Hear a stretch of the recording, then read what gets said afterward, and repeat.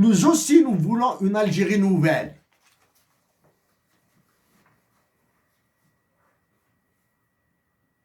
Nous aussi, nous voulons une Algérie nouvelle. Et nous conseillons, suggérons, nous recommandons vivement à ceux qui revendiqueront la paternité de l'expression Algérie nouvelle de faire très attention.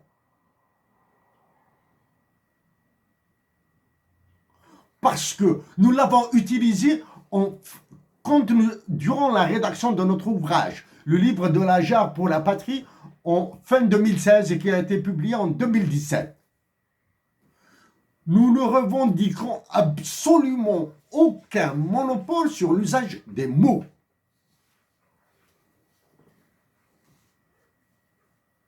Ce que nous disons aujourd'hui,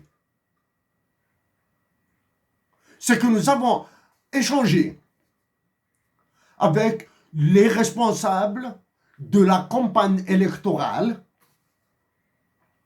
de l'actuel occupant d'El Mouradia. Par abus de langage, nous dirons présidence de la République. Voilà. Donc, aux économistes de la Banque mondiale et du FMI, c'est aussi valable pour vous, ce que nous allons dire. C'est pour vous montrer notre niveau d'ouverture à des discussions, à des négociations. Afin de freiner la spirale inflation-salaire. Augmentation des prix, augmentation des salaires. C'est ce qu'on appelle, c'est ce qui est appelé une inflation, une spirale. Une spirale. Suggérons, nous l'avons déjà fait, la réduction des salaires et des pensions de retraite. En un mot, des revenus. La suppression des primes stupides et idiotes que sont les primes de rendement individuel et primes de rendement collectif.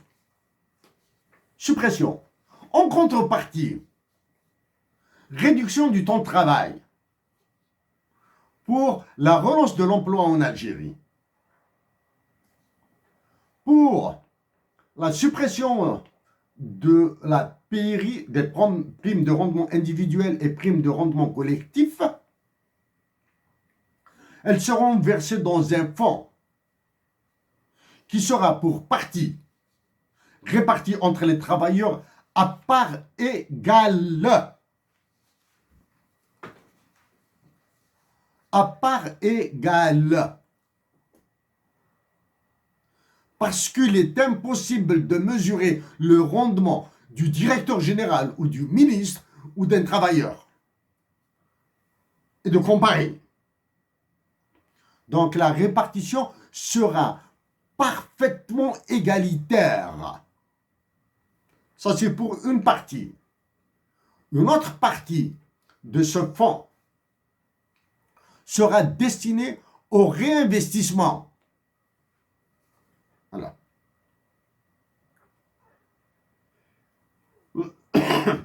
Deuxième, actuellement, une folie se produit dans le marché de l'immobilier en Algérie. Il y a longtemps de cela, nous avons proposé la taxation des transactions immobilières.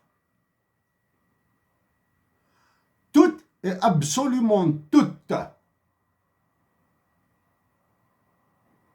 Parce qu'il y a des logements, des maisons qui ont été réalisés dans le cadre de ce qui est appelé la protection sociale. Et il y a des châteaux, des villas qui ont été construits après le détournement de terres agricoles.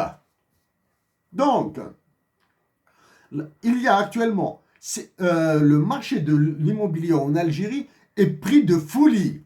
Donc, taxation à hauteur de 50% de la valeur commerciale sur l'acheteur et 50% sur le vendeur. De ce fait, l'État va récupérer 100% de la valeur de l'objet vendu, du logement, ou de la villa, ou du bunker, ou du château. Cette taxe, une taxe, pour le côté impôt foncier et autres, c'est un autre traitement. Donc, ces taxes serviront à financer, d'abord, à récupérer l'argent de l'État, l'argent de la nation, à financer l'efficacité énergétique dans les futurs logements, l'efficacité énergétique dans les futurs logements, à doter certains quartiers d'espaces verts durables pour permettre l'épanouissement des enfants et lutter contre la délinquance et la criminalité qui sévissent en Algérie. Freiner un tant soit peu ce fléau de la prostitution et de l'alcoolisme public.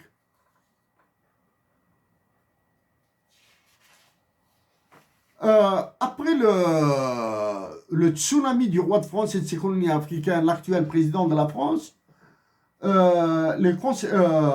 l'importation des véhicules est à l'ordre du jour.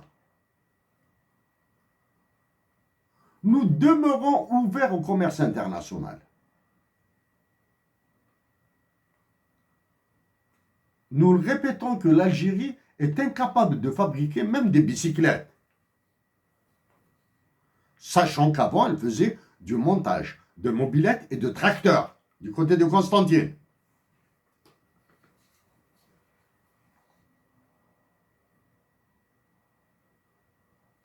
La taxe sur l'acquisition d'un véhicule neuf doit équivaloir celle qui est en usage au Danemark. Cette taxe doit dépasser les 200%. Nous répétons le taux de la taxe sur les véhicules neufs doit dépasser les 200%. Cette taxe, elle va servir à financer les projets de développement durable,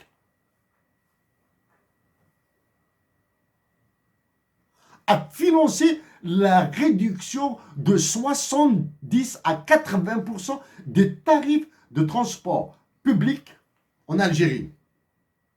Le transport en commun et public en Algérie, comme les chemins de fer, comme Air Algérie à l'intérieur du pays. Tu taxes les véhicules, tu réduis le transport, les coûts, le tarif de transport dans les transports terrestres.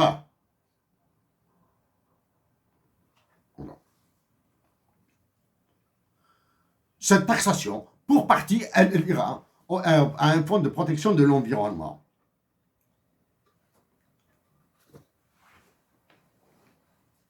Aux économistes de la Banque mondiale, du FMI et du FMI, à nos compatriotes d'Algérie, nos compatriotes du Mali, du Niger, de la Mauritanie, du Tchad, de Libye, du Maroc et de Tunisie. Pour l'Algérie, compatriotes algériens, nous suggérons la taxation qui sera appelée taxe sur les pots de banane. Disons bien, une taxe sur les pots de banane, pas sur la banane, une taxe sur les pots de banane, de l'ordre de 100% du prix du kilo de la banane en CIF, Cost, Insurance and Freight.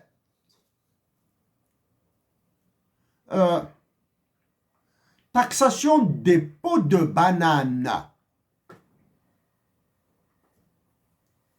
à 100% du prix du kilogramme de la banane. pour freiner le dérapage, le glissement de l'Algérie vers l'enfer. Pour le freiner, nous répétons bien, une taxation de 100 à 150% qui sera appelée taxe sur les pots de banane. Pots de banane. Nous rappelons aux économistes de l'Union européenne, du Fonds monétaire international, de la Banque mondiale, que l'un des procès les plus terrifiants qui a été instruit et réglé par l'organe de règlement des différends de l'Organisation mondiale du commerce a été celui de la banane, qui a opposé les pays des Caraïbes et du Pacifique à l'Union européenne. L'Union européenne a réagi en groupe, en tant qu'union. Et bien sûr, appuyés par les États-Unis d'Amérique, les pays des Caraïbes et du Pacifique ont gagné.